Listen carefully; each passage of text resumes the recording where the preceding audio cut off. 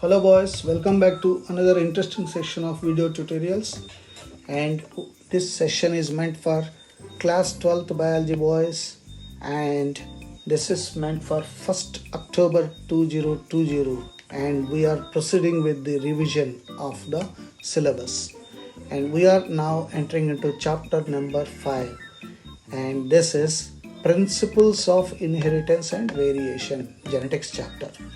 And as I said, this chapter is very important, not only for the sake of marks in the CBSE, but for your career also. You can become a geneticist. So what is after all genetics? Genetics is the study of principles and mechanism of heredity. And of course, variations are because of change in genes. So we must be thankful to the greatest scientist, father of genetics, Gregor John Mendel. And what a patient he had to do all the experiments that he has performed. And remember, he was not a scientist to start with. He was only church father.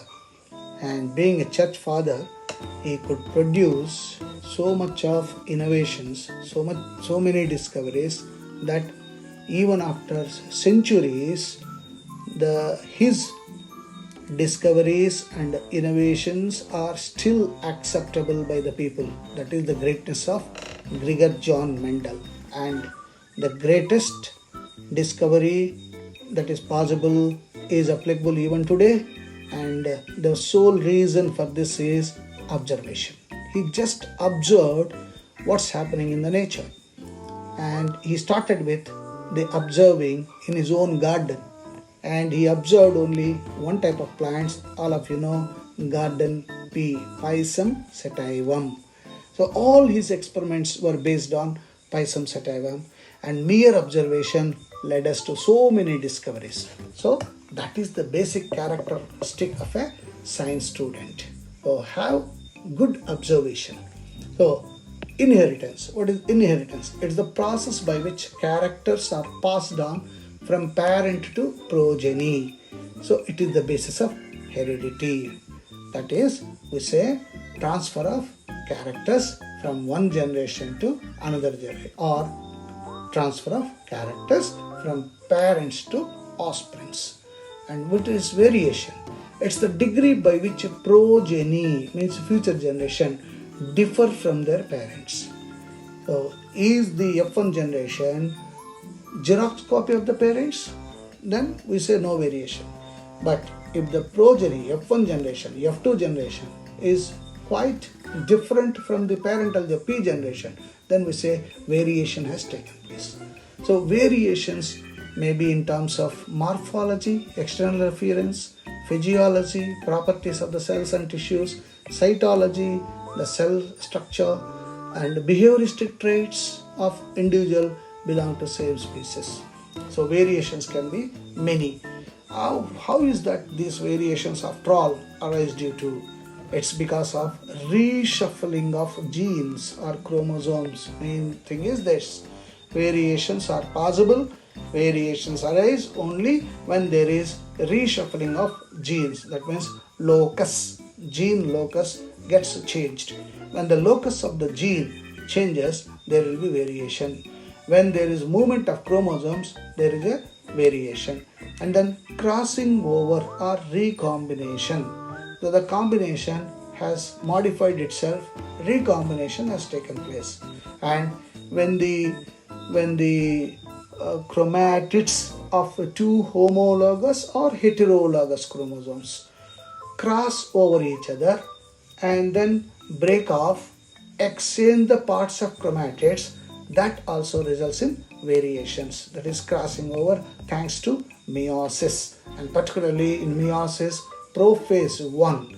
And in that prophase 1, as all of you know, Pachytene is the very crucial stage, substage, where this crossing over takes place. And of course, there will be sometimes sudden changes in an organism, and that sudden change in the organism, sudden change in the phenotype is called mutation. And environment, of course, plays a crucial role. You remember I told you about the parrot story. And the parrot will have a very good behavior if it is grown in the house of a pandit or educationist. And the same parrot uses abusive language when it is with the bad people. So environment plays a very crucial role. And based on his research, Mendel proposed laws of inheritance. Mendel's law of inheritance. So Mendel conducted hybridization experiments on garden pea. Normally in CBSE, this is one mark question. Scientific name of garden pea, Pisum sativum. And for 7 years, look at this, that's why I said patience, perseverance, and proposed the law of inheritance in living organisms. So two good characters I want all my students to imbibe from Mendel. One is the perseverance. Once you start the work, don't leave it in between until you complete it successfully. So perseverance must be there. And second, patience. And of course, third one, just now I said, observation. You must be a keen observer.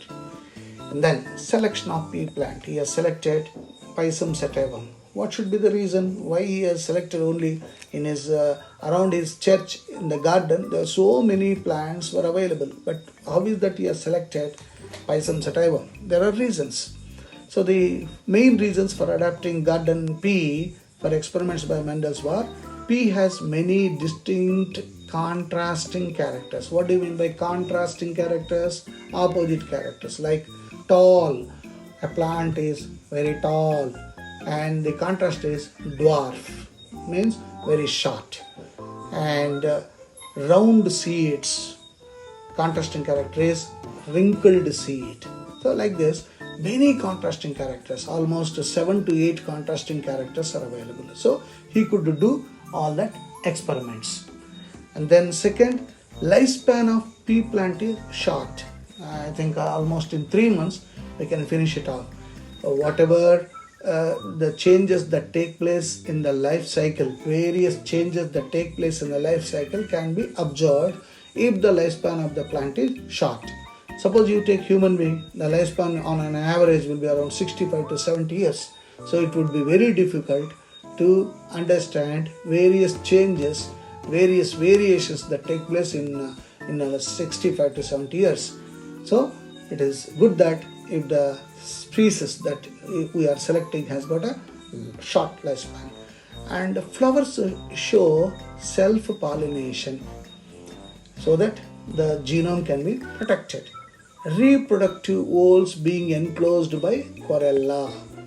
It is easy to artificially cross-pollinate the pea flowers. The hybrids that produce were fertile.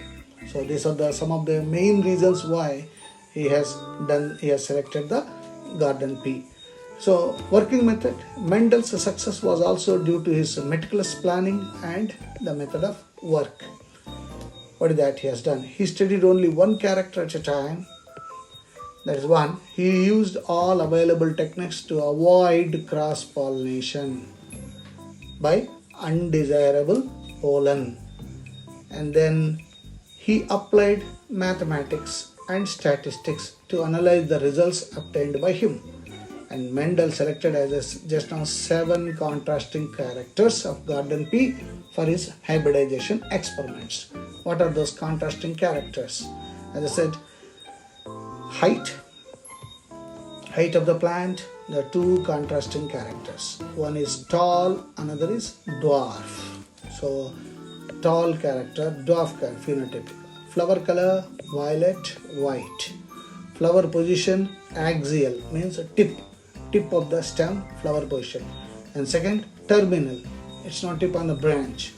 Part shape, inflated, means swollen, constricted. Pod color, green piece, yellow piece. And then seed shape, just now I said, round seed and wrinkled seed. And seed color, of course, don't get confused between pod color and seed color. And seed color is yellow and green, as we all observe. So Mendel conducted artificial hybridization as well as cross-pollination using true breeding pea lines. True breeding lines are those that undergo continuous self-pollination and show stable trait inheritance. Trait means character. So hybridization experiment includes emasculation. What is emasculation? Removal of anther and transfer of pollination. So we'll continue this, our revision notes tomorrow, and then we'll understand what are the various experiments that Mendel has done and what are the conclusions that he has forwarded. Until then, keep practicing.